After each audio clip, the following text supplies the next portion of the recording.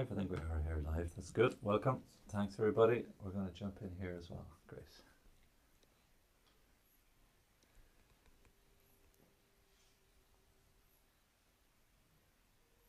Come on. Maybe until the end of it, I think. Fair enough.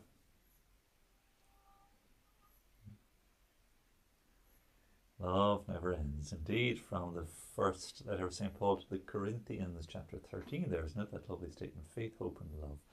Welcome to Radio Maria Ireland. Good morning to everyone on Facebook Live, YouTube Live as well. It's the 9th of February and Tuesday morning, and Father Eamonn McCarthy is my name. It's great to have your company and your presence here as well.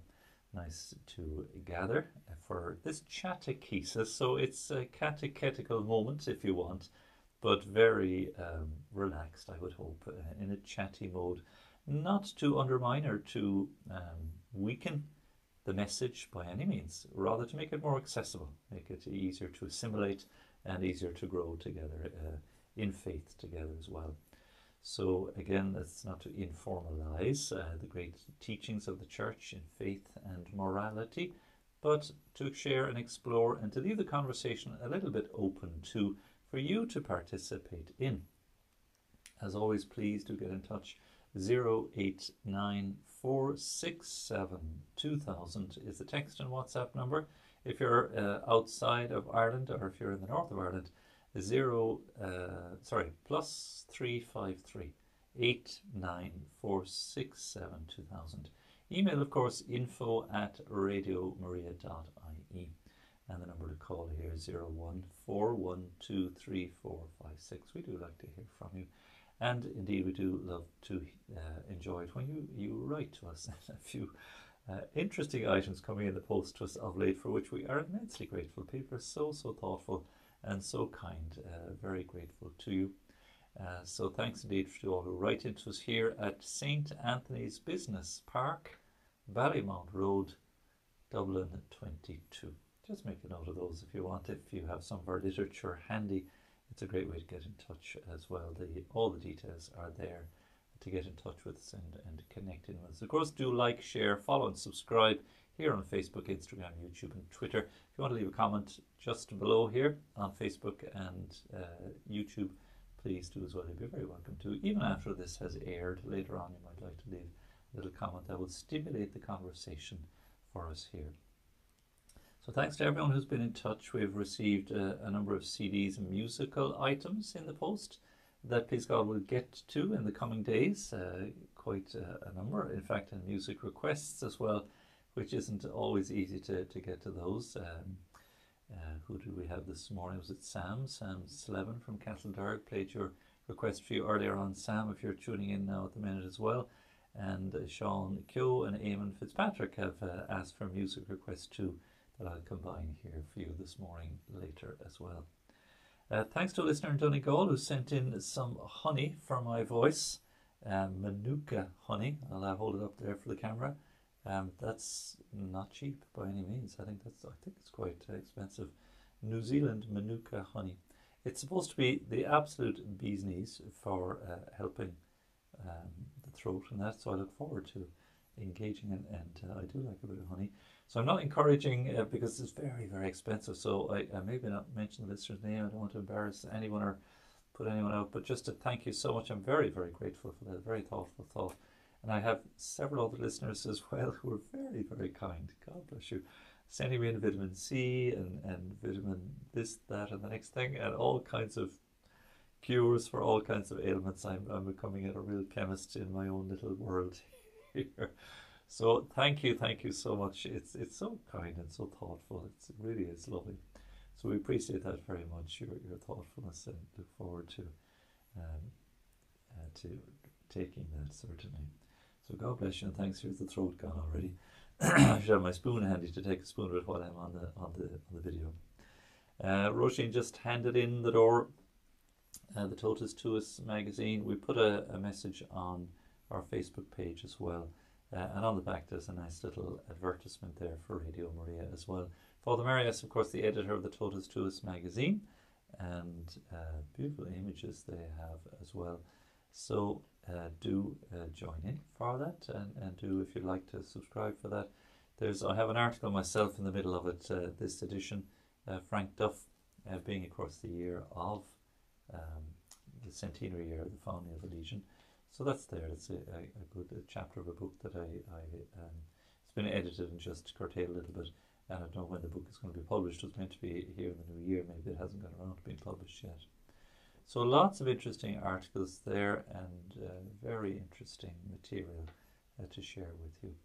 So that's the Totus Tuus, all yours, Magdalene. Speaking of Totus Tuus and consecration to Our Lady, we will, please God, as the 33-day period to the 25th of March looms towards the end of February, we will begin a 33-day renewal of our active consecration to Jesus through Mary. And we have a couple of options now. We have Father John's recordings that he made and the readings that we have from Father Michael Gately's book in relation to the 33-day preparation. From next Monday, we'll do, please God, a daily 33-day preparation of consecration to St. Joseph as well.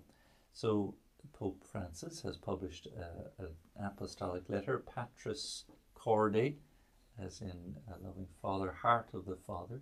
St. Joseph being, the silent, strong, faithful witness in the Holy Family. And we, of course, are familiar now with including the name and invoking the name of St. Joseph in each of the Eucharistic prayers. So it seems as if we're moving into an era when St. Joseph is coming to the fore a little more. And good reason for that too, because we see the Church itself, of whom St. Joseph is the patron, and the family, of whom St. Joseph is the model as foster father, is coming under considerable attack today. In its, there seems to be worldly teachings coming around that dissolving or muddying the waters in relation to the importance of the family unit, father, mother, and children. And there are certain ideologies afoot nowadays as well, which are undermining the sacredness of the communion of husband and wife, but also our proper understanding of femininity and masculinity as the two genders and to which we all belong, and which call us to certain roles to play.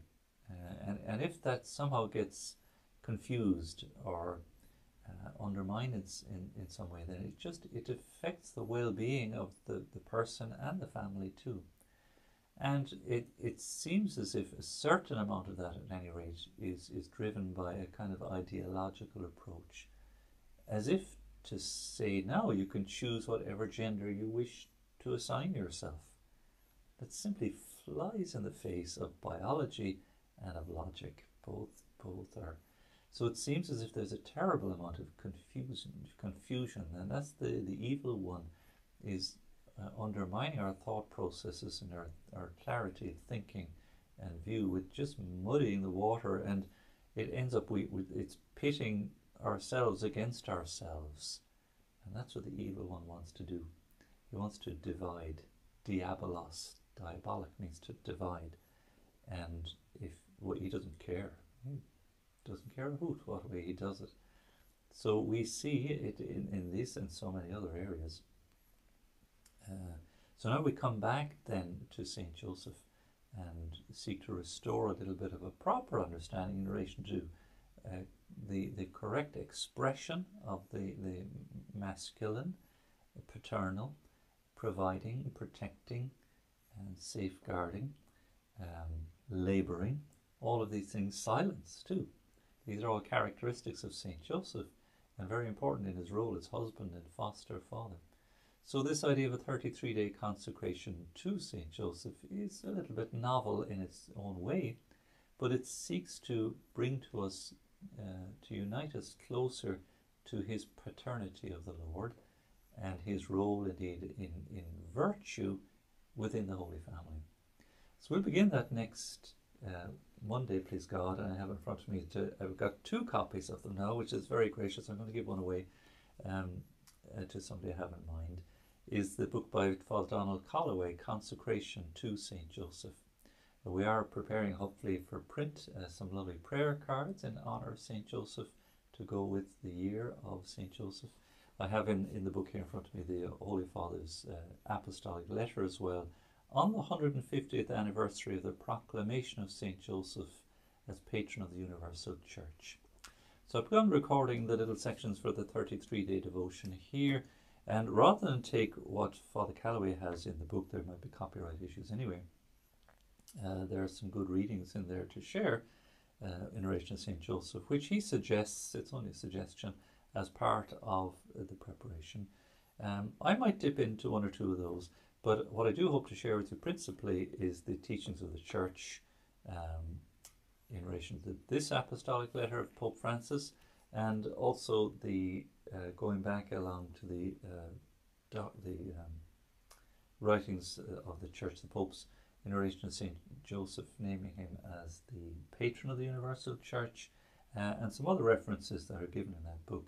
I also hope just to dip in, if I may, to there's a lovely article comparing Joseph of Egypt of the Old Testament to St. Joseph of the New Testament. It's written by Father Fran Peffley, priest of the Diocese of Arlington. So I'll print that off, and I think I might like to share that as part of the consecration journey to St. Joseph. And to be a little different as well, and to be more local, I know Frank Duff has written a couple of articles on St. Joseph as well. So those I would love to share with you as part of the consecration journey. So we have one or two beautiful, if you ever listen to our novena in honor of St. Joseph, or the at night time, beautiful piece of music there, the Litany of St. Joseph. Gorgeous. Father Eamonn Monson, Palatine Father, who was here before I came to the helm. He was here temporarily. He introduced that into Radio Maria. It's a beautiful piece of music. So we'll form some musical arrangement around it too. And again, as we have been doing with the consecration, it might be 10-15 minutes maybe that you can tune into each day. And if you miss it, get the podcast later on and work towards the consecration to St. Joseph as well, which will conclude, because there's various days to start. Let me open up the book here. It suggests concluding on a feast day of St. Joseph. So I think it's in the front of the book here, was it? Oh no, it's not to hand. I was able to open that up at a flash. So the 15th of this month, here it is, will lead us up to the 33rd day for consecration on March to the 19th, which is the Solemnity of St. Joseph.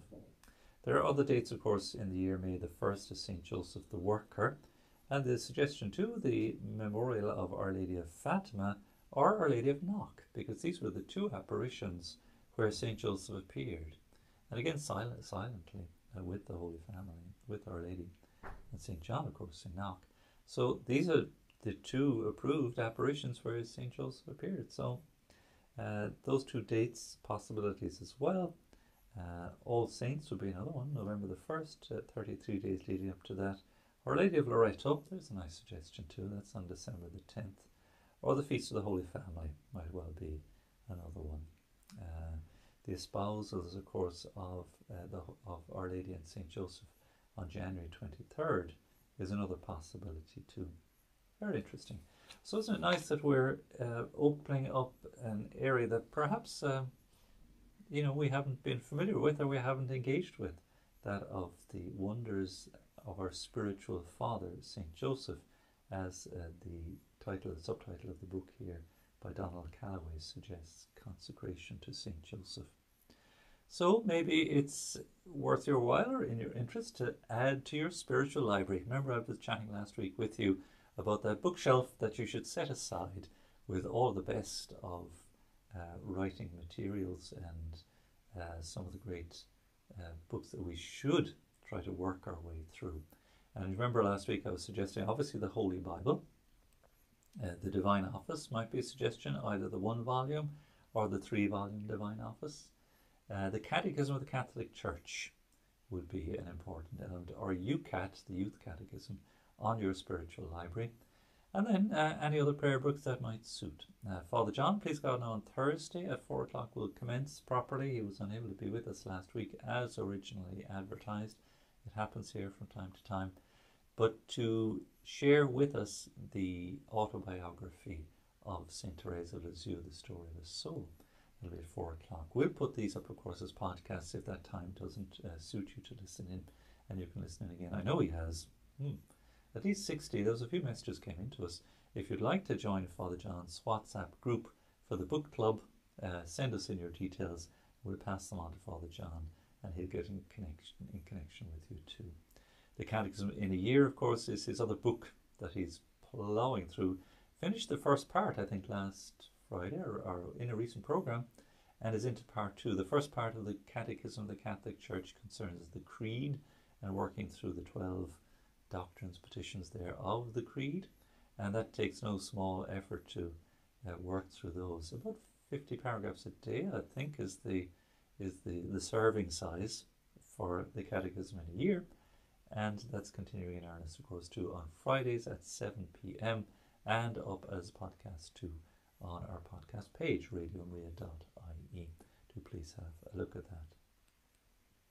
that. So we'll do the same with the Consecration of St. Joseph. So again, your spiritual library, the Bible, the Catechism, the Office of the Church, certain prayer groups, the autobiography of St. Teresa of Lisieux, the story of a soul, and then I might suggest here this one, the Consecration of to St. Joseph, the wonders of our spiritual father, Donald Calloway. It's a very easy read, very simple, and again a 33-day preparation. So we're living in quite extraordinary times, and maybe St. Joseph can teach us something in relation to the pandemic too, providing for, taking stock, having to take concerted action in difficult circumstances, in seeking to having to flee the country, but going to a different land. And our journey with the pandemic has been a little bit like that. We're in uncharted territory in a certain way. We're a little bit disoriented, and we have to regroup and rethink and reevaluate and take stock once more. And maybe in silence, the silence that's been imposed by the restrictions, there's something from St. Joseph we can learn too, to again allow us to reflect, hear the voice of the Lord in all of this, and without anxiety, without fear, follow the call. Think it through and see, well, where is God's will in all of this for me? What is the Lord saying to me in all of this? Is this challenging me to reconfigure my life? Joseph wanted to divorce Our Lady informally. He was an upright man and wanting to spare her publicity. So he had made a human calculation in that decision, and a worthy one in its own way. And as I always maintain, as many of the spiritual authors will maintain in relation to St. Joseph, he did so because of his deference to the holy will of God. That seems to me the honourable and the correct understanding of his willingness to divorce her informally, to spare her publicity, that it was a preeminent act of charity in order that Our Lady could fulfill the divine plan that he, as far as his discernment could take him, felt no part of. So it was in the dream then that he was instructed. The angel came to him too and guided him along the path that he was to follow, to take Mary home as your wife and to become her foster father. And that this was a very important part to play in the divine plan of salvation. And as Father Calloway suggests in his book there in the writings, maybe we too, in that silent or quiet or unobserved or unseen way, have a part to play in the divine plan. We most certainly do. It's not maybe at all. We most certainly do. So St. Joseph teaches us a great deal, and how for Jesus, St. Joseph would certainly have mirrored the love of God the Father, or reflected the love of God the Father. Because in his humanity, he would have had to learn fatherhood and the importance of work, the importance of obedience, of silence, of prayer, that St. Joseph surely was given the task of teaching and passing all of this on to the divine child, his foster son. Worth reflecting on, worth deliberating on, worth bringing to prayer, and worth the journey. And actually, I might just mention too, that Father Calloway suggests that there is no contradiction, there's no conflict between the 33-day consecration to Our Blessed Lady and that of St. Joseph, because their hearts, you can speak, and some do speak of the three hearts: the Sacred Heart of Jesus, the Immaculate Heart of Mary, and I'm not sure what title they may have given to St. Joseph's heart, but certainly the loving, obedient and paternal heart of St. Joseph, that family as a communion must have reflected in a certain way the Holy Trinity too. Again, like de Montfort would begin his book, Father Donald, the same with St. Joseph. Our Lady is not God. She is not divine. Neither St. Joseph, he is not divine. These are human beings after ourselves, but chosen, blessed, and part of the divine providence, the plan of God. And how can we omit them? How can we simply leave them to one side? If the Lord himself has chosen them, and if they're there at the heart of his upbringing, it's 30 years of his life. We don't know when St. Joseph died, but they're there at the core of the story. And to just, dismiss them as, well, the scriptures do that out of deference, really. That's what point Frank Duff makes, that we hear so relatively little from Our Lady and almost nothing from St. Joseph. There's so little there, in order that Christ Jesus might be at the very core, the center, the heart of the narrative, that it is all about the coming of Christ, that they're only there to facilitate the Lord's being center stage, if you want to think of it that way, in the drama of salvation. So it's very interesting, very telling, very, we've a lot to learn from that. So we're looking forward to that, please God, next Monday, and I'll confirm the time for you. Our usual time for our 33-day preparation is 8 o'clock in the morning. But I just need to sit down with Aidan first, because we'll have to think of the two consecrations now. We'll probably have to have one in the morning, one in the evening, and post them up as podcasts for those who can't make those particular times. We have the lovely problem now, of course, in Radio Maria, of an increasing content of live transmission. And so it just makes it a little bit more difficult to fit things in a timely way, an appropriate way.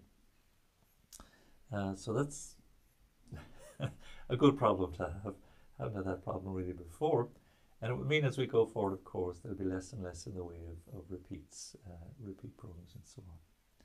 Now we'll take a little pause. Again, I'll invite you to text us on 089 467 2000.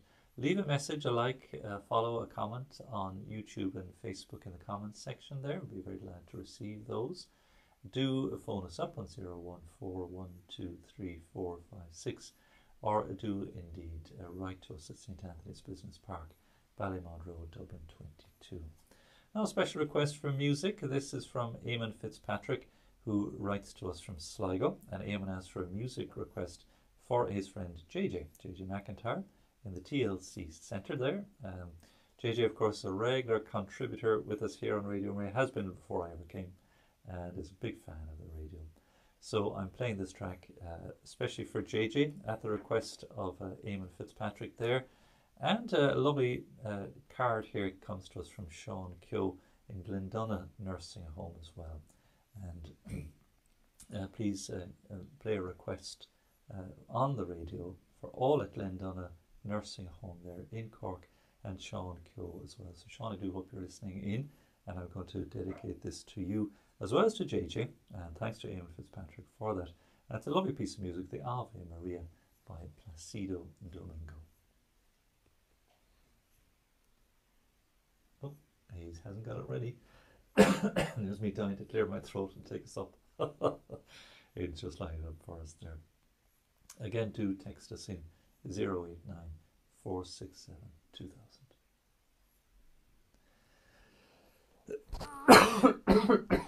Let's go. Where's my honey?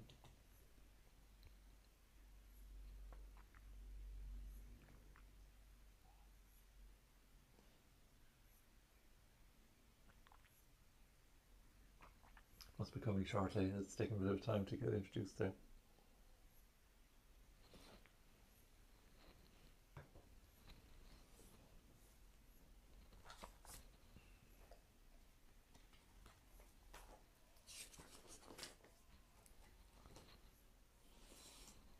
Now catch up on our messages here.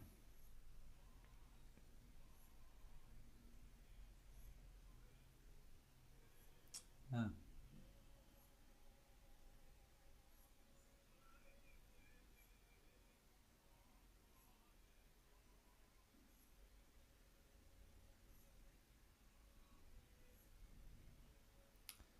That's frustrating now.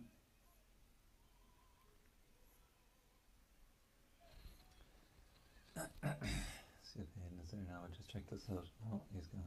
Catch me in. Yeah, we're not streaming on the channels now. This is very frustrating.